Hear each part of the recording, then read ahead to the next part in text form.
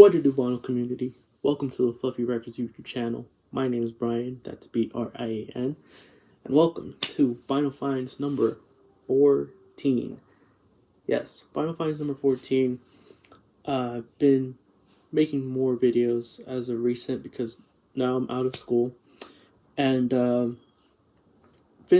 had my last exam on actually last week, the time of this recording. My last exam was May 13th. And right after I was like, I might as well go, record shopping, just to treat myself. And so that's what I did. Went to Amoeba that day, and yeah, I'm going to show you guys what I picked up. So before I get started, as always, please like, subscribe, and follow my Instagram.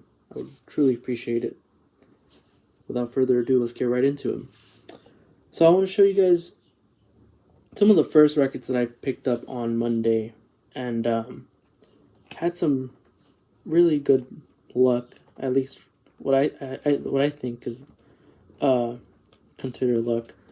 But been on a female vocal kick, and picked up a few. So starting off with this 10-inch, this is Kitty White on Pacifica, which is a subsidiary of, or which was a subsidiary of Pacific Jazz, right before they had switched over to World Pacific. There were a couple of records put out on this subsidiary label, and this is one of them. Kitty White, who I think had a couple of albums on Pacifica, and this has been on my want list for some time. 1955, her on vocals with Corky Hell on harp. This is one that I'm not going to keep because, I mean, even though I did pay $4.99, this is one that musically beautiful, but just sonically not great. So I am hoping to find another copy, but for now, well, not for now, but for right now, I have this, which I will be putting in my pile of records that will be going off elsewhere. Next up, paid $5 for this next one. Again, on a female vocals kick, so a lot of these will be female vocalists. I love Julie London, and of course, one of the first records that I bought ever collecting was Julie London's Julie Is Her Name Volume 1, a reissue of it. And ever since then, I haven't really been buying Julie London's until now, and really happy to have found these two records of hers. Starting off with the first one, Julie London, Swing Me an Old Song, on Liberty for $5 or $6. This was 1959, I believe. A year before the next album that I'm going to show you of hers, but this is a great one. This is her with an orchestra. She's accompanied by an orchestra, Jimmy Rouse and his orchestra. This is a beautiful sounding record, mono, by the way. And yeah, for $5.99, I couldn't pass this one. I will say, for the most part, I enjoy Julie London with, the usual guitar, bass, and drums, or not even drums, just, I guess, trio format. But hearing this just made me think, wow, I gotta listen to more Julie London orchestra records. That's a really clean copy. It's on that Liberty, what is it, turquoise, or not even sure what the color is, but I think this is an original. Haven't cleaned any of these records yet. Just was really excited to spin them. But yeah, I'm not sure who this guy is. I'm not sure if it's Jimmy Rouse. tried looking it up, but interestingly, I found out that later on Liberty, when they repressed or reissued this record, they used a different image for the um, album cover. So same session, but they are doing a different pose, and I thought that was interesting. But really, really, really happy to have found this for cheap. This next one is a another Julie London record. Like I said, one of the first records that I found, or not that I found, but that I bought of ever of collecting was Julie London. Julie is her name.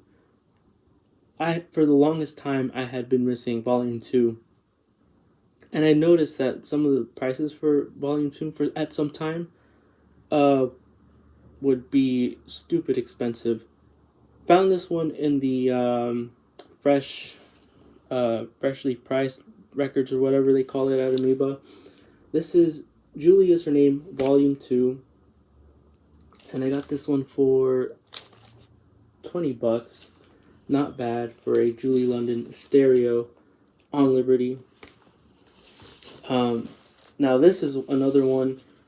Well, actually, no. This is one that's just her and with guitar and bass, and so she's accompanied with Howard Roberts on guitar and Red Mitchell on bass.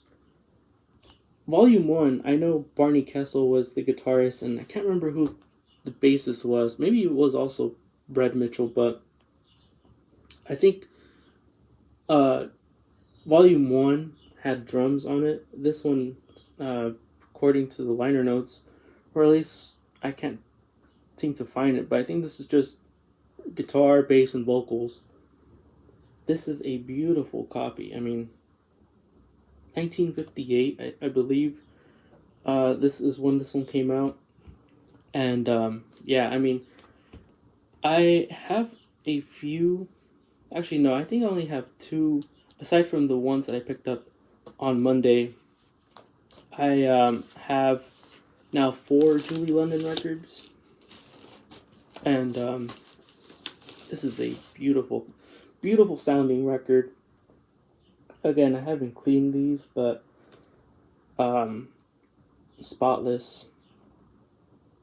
As you can see, this is great.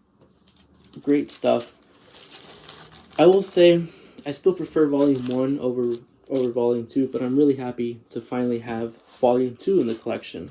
So, yeah, very, very happy for finding this. Okay, last female vocal record find. Uh, I usually when I'm at Amoeba, I only go to the jazz section and to the uh, new arrivals, used arrivals section. But I decided to see what they had for the vocals stuff, and we're very, very happy to cross this one off my list. This is Peggy Lee, Black Coffee, on Decca. This I think is an original um, pressing, because I noticed it wasn't. I think the people at Amoeba put like the not Tone Poet, the Acoustic Sounds reissue of this in the jazz bins at some point, because I've seen it before, and this is one of the ones where I had been wanting to buy, but never had the chance to really bring it home. But very, very happy with this one. Sounds excellent. I'm sure the Analog Productions Acoustic Sounds reissue sounds maybe better. I don't know, but really, really happy to find a copy finally. And again, this might be. I think this might have came from the same seller, because it came with these rice paper inner sleeves, and yeah, I mean, these are just in beautiful shape. I never see these records in good shape. That's one of the reasons why it's taken me so long to, you know, bring a good copy home. And there are reissues out there. I know Analog Productions also touched on Julie Is Her Name volume, both volumes 1 and volume 2, but I've I don't know, I just haven't really been buying reissues lately. And let me know in the comments if you guys are the same.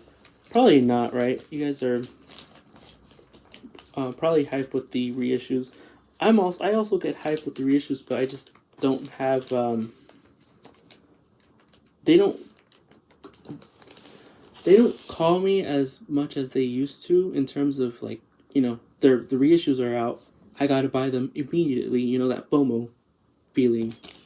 I don't have the FOMO in me anymore for these reissues, which is a good thing, right? Because nowadays they're in stock and such. But anyways, this is one that has Cootie Chesterfield on trumpet, Jimmy Rouse, which was on this record, on piano, Max Wayne on bass, and Ed Shaughnessy on drums.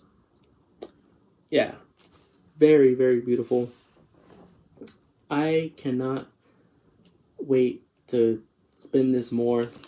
And I know there's the 10-inch version of this, which I'm still looking for, but for now I'm very happy to keep spinning this one. Next up, these next three are jazz finds. And let me tell you, this record I had been streaming nonstop whenever I went to school. This particular record, I don't know if it's the manifestation. I don't even know if that even is real, but let's just call it coincidence. When I was heading to Amoeba, this is one of the albums that I was streaming while heading there. And one of the first ones that I found, because, yeah, anyways, first one that I found actually, Walt Dickerson Quartet Impressions of A Patch of Blue. Yeah, I think this was the first record that I found when I got there, and knew right away I had to knew right away that I was going to bring it home, even though it says mild dish warp. There's really not a dish warp. I don't know, but anyways, this is Walt Dickerson with Sun Ra's on here, and yeah, I mean, this is a really, really, really good sounding record, and musically, I enjoy. Now, here's the issue. In my last video, I showed a record with a sort of mispress. I don't know if it was considered a mispress, but really a record with a I guess printing error. And if you want to know which record I'm talking about, I'll be leaving the video in the description below. But fast forward to now. I found this, was very excited to hear it, and when I heard side one, I noticed it started to play the tunes of side two, and I was like, okay, maybe there's a label error where they put side two of side two labels on side one and side one labels on side two. I was like, okay, that's fine. But then when I started to look on Discogs, I noticed that there was a mispress listing on Discogs where side the whole album plays side two. So side one and side two play the tunes of side two. And I was like, huh, I don't think I've ever seen that before. But I know now that this isn't the only copy that has this issue. So, um, not necessarily disappointed. Just I was just starstruck, I guess, with this outcome, I guess. But yeah, I one side is cleaner than the other. So if I ever just want to hear side two, I could just listen to one of these sides. But yeah, pretty interesting. But yeah, I am still gonna be looking for a copy, a not mispressed copy of Walt Dickerson Quartet Impressions of Patch of Blue, because I do want to hear side one. But for now, I have this copy. Okay, so in this next one, I found in the new arrivals, and this is one that I overlook.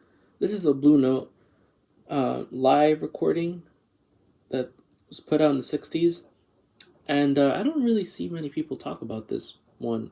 But honestly, I don't really see people talk about this group um, until now, right? Because Blue Note is reissuing their records more often. But this is one that I don't know if this has gotten a reissue, but this is the Three Sounds live at the Lighthouse. Uh, Blue Note BST 84265. Yeah, live at the Lighthouse. I believe they performed at the Lighthouse in 1967, or they recorded here. So this was a couple years before Lee Morgan performed at the Lighthouse, or at least did the live session for Blue Note at the Lighthouse. And this sounds really, really good. I was impressed. Um, I would recommend people to listen to this, because this is really, really good. At first, I thought this was some sort of reissue because of, I don't know, how clean this looks. But then I looked on Discogs and noticed, yeah, I have myself probably a first pressing or second press. Um, but yeah, this is a really, really outstanding performance done by this trio, and I think this trio did a few more records after, or maybe not. Um, but this is one that I myself overlooked. So we have Gene Harris on piano and organ, Andrew Sipkins on bass, and Donald Bailey on drums. Yeah, this is incredible stuff. I have I need to collect more Three Sounds on Blue Note. I can't remember how many I own at this point in my collecting, but this is great. I recommend this one to people. Uh, some people might not enjoy it because they might not be a fan of organ, but I dig this. And yeah, you have the not RVG, but the Van Gelder stamp. So yeah, this sounds great. I enjoy it. Live at the Lighthouse. Okay, last one. My last amoeba find. Another one on Blue Note. See this all the time, but decided to finally just buy it. This is Herbie Hancock, Speak Like a Child. I think recently this was released as a classic series, so yeah, finally just found maybe an OG, I'm not sure, or a what's it called, or an early pressing, but has Van Gelder on the dead wax, and yeah, this is a uni pack, so yeah, it's one of these. It's not really a struggle to take out the record, but I don't really like these uni packs. But this is one that I think was put out 1968 or 69. Before this one, I might as well show you guys. Herbie had put out As a Session Leader, Maiden Voyage, iconic. But yeah, this is one that features, let's see, Herbie Hancock on piano, Jerry Dodgion on, actually, I think alto flute.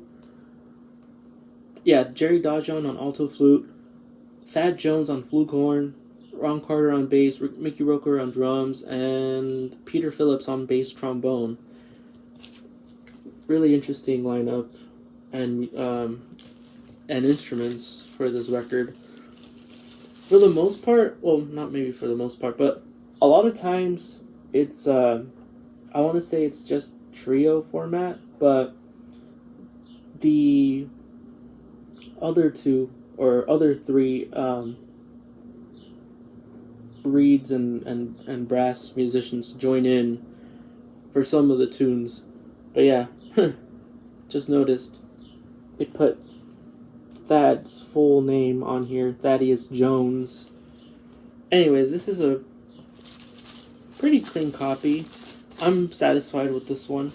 And yeah, would I say this is a essential? I think so. Despite the cheesy cover, the music on here is really, really, really good.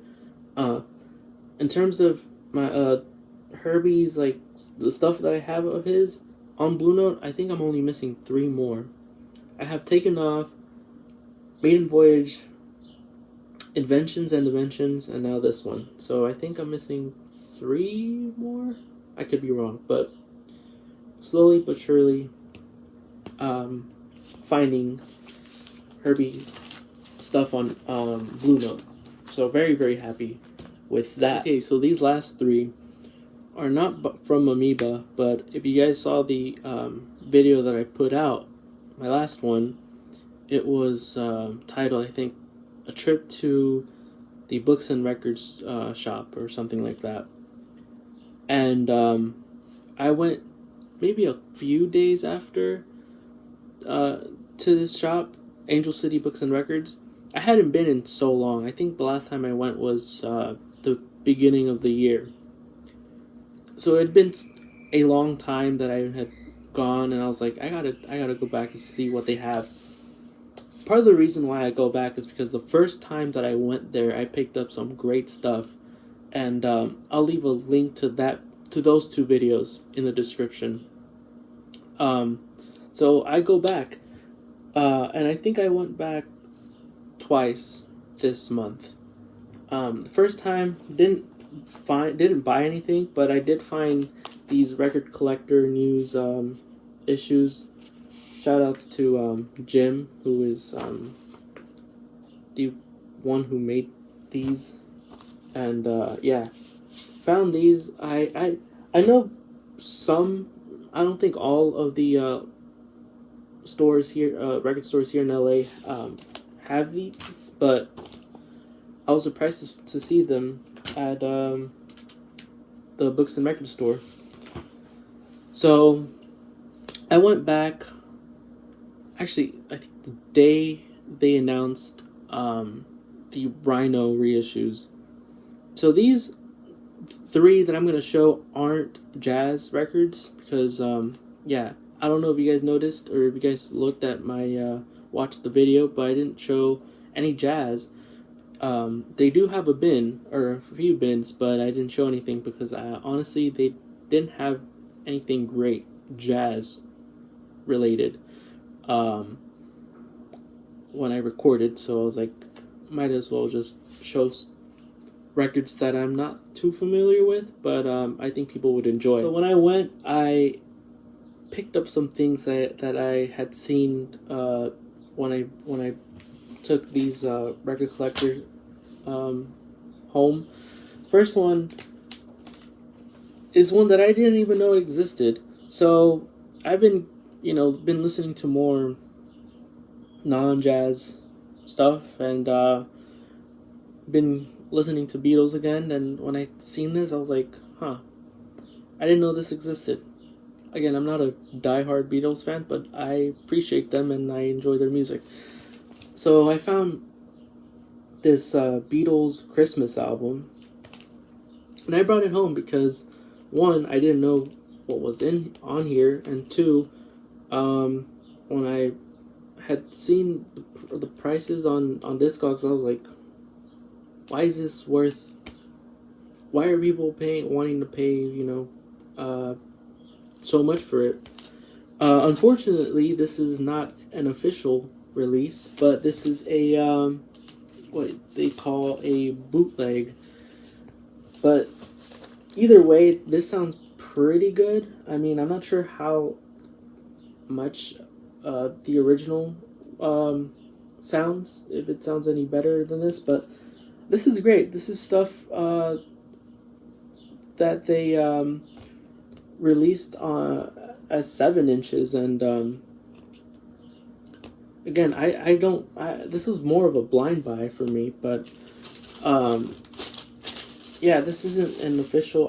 This is one that needs to be cleaned, but yeah, as you can see, the ring right here is big, and it's supposed to be like, I don't know how, like 3 inches or whatever, or not 3 inches, but like it's supposed to be smaller than this, and yeah, I mean, but this is a really really clean copy. So I don't know how much these unofficial releases go for, but did pay 75, and I enjoyed this. This is the first time that I listened to this, and they have stuff from 63, 64, 65, 66, 7, 8, 9, pretty much when they were a group. And this was put out, well, not this one, but the official pressing was put out in 1970. And yeah, this was for the Beatles fan club. I'm not sure how many official copies were put out, but it goes for some dough. At least the official ones. I enjoyed it. I didn't know this was like a blind buy for me, and yeah, I mean, I really enjoyed side 2 until the part where Yoko joins. I'm just kidding. Am I really kidding? I don't know. But yeah, I heard Tiny Tim was on here, but I don't even know. This might have been just a prank by the Beatles. Let me know down in the comments if Tiny Tim really did record that part. What did they sing? Nowhere Man. Yeah, Nowhere Man. Anyways, this was fun. A fun listen. I'm not sure if I'm gonna keep it though. This next one recently got a well, this recently got announced as a reissue for the Rhino label, and I had seen this before, and when they announced this, I was like, I gotta go back to the shop to see if they have this copy, and sure enough, they did. So I brought it home. This is Black Sabbath, self-titled, their first album, 1970, Warner Brothers pressing. Yeah, it's not the Vertigo UK, but I was still happy to bring this one home. I've always enjoyed Black Sabbath, but I hadn't really had any of their records. Well, I had Volume 4. I think it was a Dutch Vertigo pressing, and I once had a what's it called, the Paranoid box set that I sold because I had wanted to use those funds for some jazz records. But other than that, I've never owned a copy of their first album, but I dig their first 4. So that's this one, Paranoid, Master of Reality, and then Volume 4. Yeah, this is This sounds really, really good. And it came with its original inner sleeve. I'm not sure what pressing I have, but it is the green label, so um, yeah, it sounds excellent. I had no issues with this. But yeah, now that you know, now that it's got its announcement, I have been seeing more discussion of this album, and yeah, people have been talking about this one recently, and yeah, I gotta listen to this one more on vinyl. I have been streaming this one ever since the announcement, but really glad that I have this in my collection. I'm gonna hold on to this one. I might buy the Rhino. I'm not sure. Okay, so this last one, I don't really have a story for this one, other than during the height of the pandemic, I had been buying not only jazz albums but like a lot of these Beatles, the Stones, some Sabbath, and honestly, I don't think I bought anything from this particular band, even though I did want to at one point. But I was more interested in their uh, release from where they're from. So I'm talking about AC/DC here, and the Australian. Their what is it? The Albert Productions label. Have never seen here in the wild locally until this past week, and yeah, so I found a second pressing of AC/DC's High Voltage and a really clean copy. And of course, it's on Albert Productions without the kangaroo. But even if it did have the kangaroo or no kangaroo, I doesn't matter to me because I've been wanting these early AC/DCs, and it does have some damage here, but honestly, can't really tell. Um, yeah, the person who was working that day, Tim. Shout outs to Tim.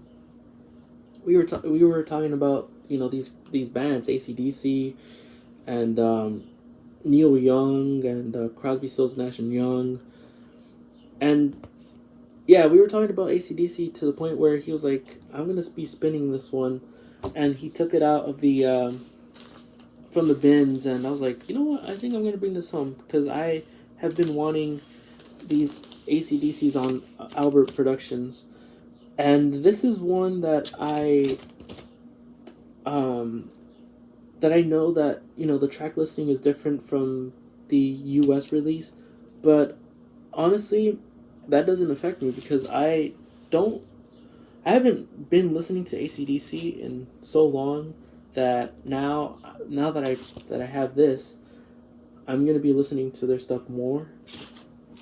But yeah, paid I think 90 for this, which isn't that bad honestly.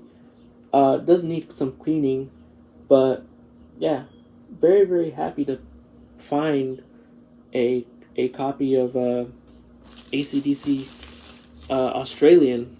So that that's I think the highlight of this video is this copy that I found. So if you guys noticed in my last video, put I had to put music not that wasn't copyrighted because as soon as I had as soon as I started to record, um, Tim decided to put the Black Sabbath Paranoid um, on full blast, and so yeah, I apologize for that, but I hope the music wasn't that annoying. But yeah, this is all the records that I picked up. Oh, I just dropped one. That's the 10-inch. But yeah, some of these I will be keeping. Some of these I'll be like this one. I'm gonna be probably giving it to my local shop. And yeah, that shop is amazing because I found some great jazz in the past, and I even found a really clean copy of Led Zeppelin RL SS on side 2. It was a Presswell pressing um, that I recently sold, and those funds helped me buy this record that I'm going to be showing you guys in the near future. So be on the lookout for that. If you guys stuck this far, thank you so much as always. Appreciate it. Don't forget to like, subscribe, and comment down below if you guys have any of these records or any recommendations of that sort. But again, thank you guys so much, and I hope to see you guys in the next one. Take care.